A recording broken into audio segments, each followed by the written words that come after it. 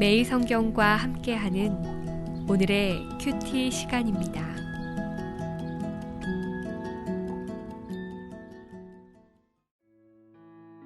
(9월 8일) 오늘의 말씀은 창세기 41장 37절에서 57절입니다. 바로와 그의 모든 신하가 이 일을 좋게 여긴지라. 바로가 그의 신하들에게 이르되 이와 같이 하나님의 영에 감동된 사람을 우리가 어찌 찾을 수 있으리요 하고 요셉에게 이르되 하나님이 이 모든 것을 내게 보이셨으니 너와 같이 명철하고 지혜 있는 자가 없도다. 너는 내 집을 다스리라. 내 백성이 다 내 명령에 복종하리니 내가 너보다 높은 것은 내 왕자뿐이니라. 바로가 또 요셉에게 이르되 내가 너를 애굽 온 땅에 총리가 되게 하노라 하고 자기의 인장반지를 빼어 요셉의 손에 끼우고 그에게 세마포 옷을 입히고 금사슬을 목에 걸고 자기에게 있는 버금수레에 그를 태우매 무리가 그의 앞에서 소리 지르기를 엎드리라 하더라. 바로가 그에게 애굽 전국을 총리로 다스리게 하였더라. 바로가 요셉에게 이르되 나는 바로라. 애굽 온 땅에서 내 허락이 없이는 수족을 놀릴 자가 없으리라 하고 그가 요셉의 이름을 사브낫 바네아라 하고 또 온의 제사장 보디베라의 딸 아스낫을 그에게 주어 아내로 삼게 하니라. 요셉이 나가 애굽 온 땅을 순찰하니라. 요셉이 애굽 왕 바로 앞에 설 때에 30세라. 그가 바로 앞을 떠나 애굽 온 땅을 순찰하니 7해 풍년에 토지 소출이 심히 많은지라. 요셉이 애굽 땅에 있는 그 7년 곡물을 거두어 각 성에 저장하되 각 성읍 주위의 밭의 곡물을 그 성읍 중에 쌓아두매 쌓아둔 곡식이 바다 모래같이 심이 많아 세기를 그쳤으니 그 수가 한이 없음이었더라. 흉년이 들기 전에 요셉에게 두 아들이 나되 곧 온의 제사장 보디베라의 딸 아스낫이 그에게서 낳은지라. 요셉이 그의 장남의 이름을 므낫세라 하였으니 하나님이 내게 내 모든 고난과 내 아버지의 온 집 일을 잊어버리게 하셨다 함이요. 차남의 이름을 에브라임이라 하였으니 하나님이 나를 내가 수고한 땅에서 번성하게 하셨다 함이었더라. 애굽 땅에 7해 풍년이 그치고 요셉의 말과 같이 7해 흉년이 들기 시작하매 각국에는 기근이 있으나 애굽 온 땅에는 먹을 것이 있더니 애굽 온 땅이 굶주림에 백성이 바로에게 부르짖어 양식을 구하는지라. 바로가 애굽 모든 백성에게 이르되 요셉에게 가서 그가 너희에게 이르는 대로 하라 하니라. 온 지면에 기근이 있음에 요셉이 모든 창고를 열고 애굽 백성에게 팔세 애굽 땅에 기근이 심하며 각국 백성도 양식을 사려고 애굽으로 들어와 요셉에게 이르렀으니 기근이 온 세상에 심함이었더라. 모든 인류는 예수 그리스도 앞에 서게 될 것입니다. 성도도 그분 앞에 서게 될 것이요 믿지 않는 불신자도 그분 앞에 서게 될 것입니다.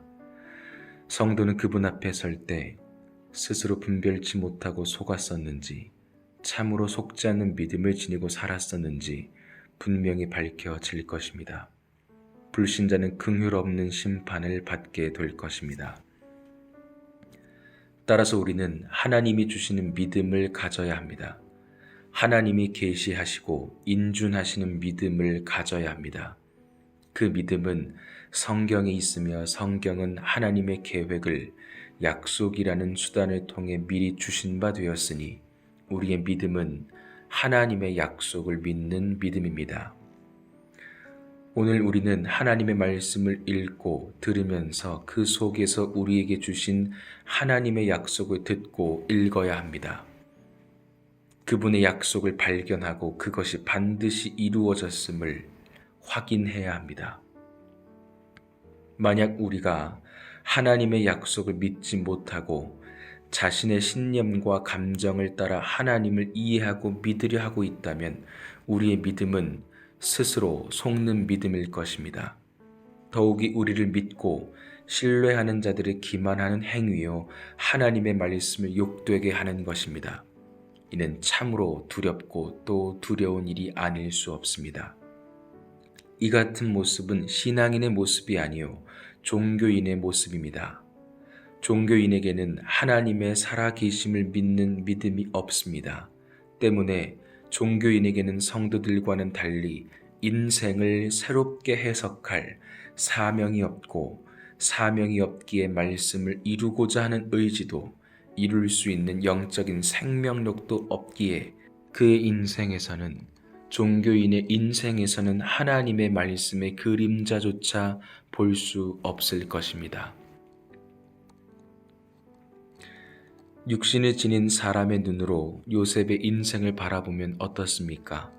결코 형통한 삶이 아닙니다. 인생은 즐겁다며 행복하다며 즐기고 유쾌하게 살아야 할 요셉의 20대의 삶은 고된 삶의 연속이었습니다. 그의 인생에서 행복은 찾아볼 수 없었습니다. 아버지에게 특별히 사랑받는 아들에서 노예의 신분이 되었고 노예의 신분에서 죄수의 신분이 되었습니다. 훗날 요셉이 갇혀있던 곳에 술 맡은 관원장, 떡 굽는 관원장이 투옥되었습니다. 요셉과 두 명의 관원장의 만남은 우연이 아니었습니다. 하나님의 섭리 속에서 이루어진 일이었습니다. 어느 날 두 관원장이 꿈을 꾸었습니다. 그리고 그들의 꿈을 요셉이 해몽해 주었습니다. 요셉의 해몽대로 바로가 술 맡은 관원장은 복직시켰고 떡 굽는 관원장은 죽음을 맞이하게 되었습니다. 그때 요셉은 술 맡은 관원장에게 자신의 추록을 앞당길 수 있도록 부탁했습니다. 하지만 술 맡은 관원장은 요셉을 까마득히 잊고 살았습니다. 후로 2년이 지났습니다. 바로 왕이 꿈을 꾸게 되었습니다. 바로 왕은 지혜자들을 불러 꿈에 대한 해몽을 기대했습니다만 누구도 바로 왕의 꿈을 해몽하지 못했습니다. 그때 술 맡은 관원장이 바로 왕에게 요셉에 관한 이야기를 했습니다. 이에 바로는 지체하지 않고 요셉을 불러들였고 자신의 꿈을 요셉에게 이야기했습니다. 요셉은 바로 왕의 꿈을 듣자마자 그 자리에서 해몽했습니다. 풍년 7년과 흉년 7년이 올 것이며 이를 대처하는 방법은 이러이러해야 한다고 대책까지 내놓았습니다. 그 결과가 무엇이었습니까? 요셉은 애굽의 국무총리가 되었고 창세기 37장에서 살펴보았던 대로 요셉의 꿈, 곧 하나님의 계획대로 요셉의 친인척 모두가 애굽으로 이주하게 되었습니다. 우리는 여기서 반드시 기억해야 합니다. 요셉의 인생, 철없는 소년이 애굽의 노예가 되고 애굽에서 옥중살이로 몇 년의 삶을 살다가 하나님의 섭리 속에서 두 명의 관원장을 만났던 그의 인생, 그로부터 또다시 몇 년 후에 관원장과의 관계를 맺었던 그 일을 통해 바로 왕 앞에 서게 되는 요셉, 그리고 바로의 꿈을 해몽해 준 요셉, 그 결과 국무총리가 된 요셉, 그의 인생, 그의 삶은 그가 하나님의 말씀을 이룰 수 있는 인물이 되기까지의 과정이었고 그 과정 하나하나를 하나님께서 계획하시고 인도하셨다는 사실을 우리는 기억해야 합니다. 시편 105편 17절에서 19절이 이것을 말씀하고 있습니다. 그가 한 사람을 앞서 보내셨으며 요셉이 종으로 팔렸도다. 그의 발은 착고를 차고 그의 몸은 쇠사슬에 매였으니 곧 여호와의 말씀이 응할 때까지라. 그의 말씀이 그를 단련하였도다. 여기에서 몸은 네페슈라는 말인데 영혼 또는 혼이라는 뜻입니다. 또 쇠사슬은 철을 가리킵니다. 즉 요셉의 마음은 작살에 찔린 마음으로 살았었다는 얘기입니다. 죄수가 된 요셉의 마음은 칼에 찔리는 듯한 마음이었다는 이야기입니다. 언제까지 그의 마음이 그러했다는 얘기입니까? 하나님의 말씀이 이루어지는 시점까지 그렇게 살았다는 얘기입니다. 그래서 시편 105편 19절 마지막에는 그의 말씀이 하나님의 말씀이 요셉을 단련했다라고 한 것입니다. 오늘 우리에게도 인생의 아픔과 고통이 있습니다. 나의 인생관으로는 납득하지 않는 삶 속에 갇혀 있습니다. 상식적으로 세상이 말하는 순리적으로 위안을 찾아보아도 여전히 마음이 답답하다 못해 망치로 가슴을 때리는 듯 그런 날들을 맞이하고 있을지도 모릅니다. 그것이 사람 간의 관계이든 경제적인 어려움이든 육신의 고통이든 그 무엇이든 간에 우리의 삶을 뿌리채 흔들어버리는 고통이 있다면 그때마다 믿음도 흔들릴 수 있을지 모르겠습니다. 그러나 우리의 인생이 요셉과 같이 하나님의 계획 속에 있음을, 하나님의 말씀으로 단련하는 과정이 있음을 알고 신뢰한다면 반드시 오늘 본문 속 요셉과 같은 날을 우리도 맞이하게 될 것입니다. 이 땅에서 이루어지든 이 땅을 떠나 하나님의 품 안에 안겨 이루어지든 반드시 하나님의 약속대로 이루어질 것입니다. 중요한 것은 그날이 오기까지 우리는 믿음으로 소망을 품고 살아야 한다는 것입니다. 하나님의 말씀이 응할 때까지 견뎠던 요셉의 인생과 같이 끝까지 우리도 하나님을 신뢰해야 합니다. 나의 간사한 감정을 믿지 않고 럭비공처럼 어떻게 튈지 어떻게 바뀔지 예측할 수 없는 상황과 환경이 요동하지 않고 보증할 수 없는 사람을 의지하지 말고 오직 하나님의 말씀 속에 담겨있는 그분의 약속을 믿는 믿음으로 하루하루를 살아야 한다는 말입니다. 우리가 이와 같은 믿음으로 산다면 분명 하나님의 눈에는 거룩한 성도로 구별된 인생일 것입니다. 그리고 거룩히 구별된 자신의 사람들을 보호하시고 인도하시는 하나님의 손길과 은혜의 말씀이 우리 삶에 스며드는 경험을 하게 될 것입니다.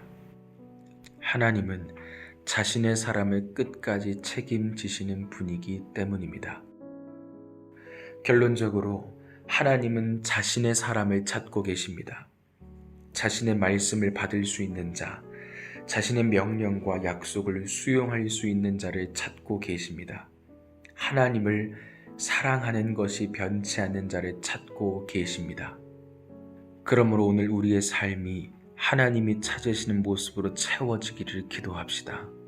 나의 감정과 상황, 사람들 때문에 내버렸던 하나님의 말씀을 되찾기 위해 기도합시다.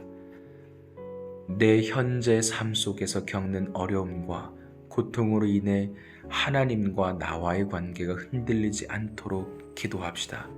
더 나아가 우리 가족 모두가 하나님의 약속을 신뢰하는 믿음의 가족이 되어 예수 그리스도 앞에 서는 그날, 우리 가족을 통해 이루신 하나님의 말씀을 품고 그리스도를 배울 수 있도록 함께 기도합시다.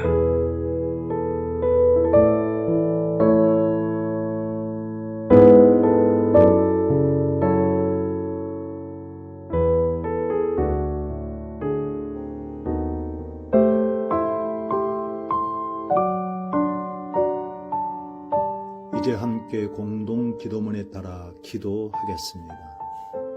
공동 기도문은 화면을 보고 기도해 주시기 바랍니다. 첫째, 나라와 민족을 위하여 기도하겠습니다.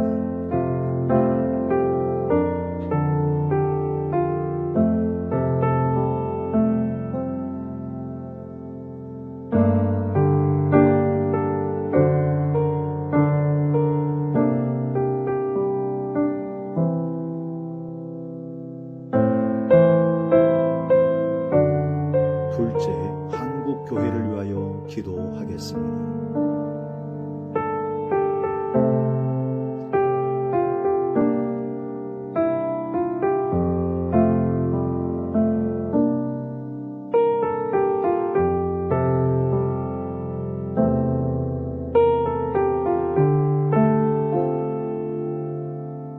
셋째, 가양제일교회를 위하여 기도하겠습니다.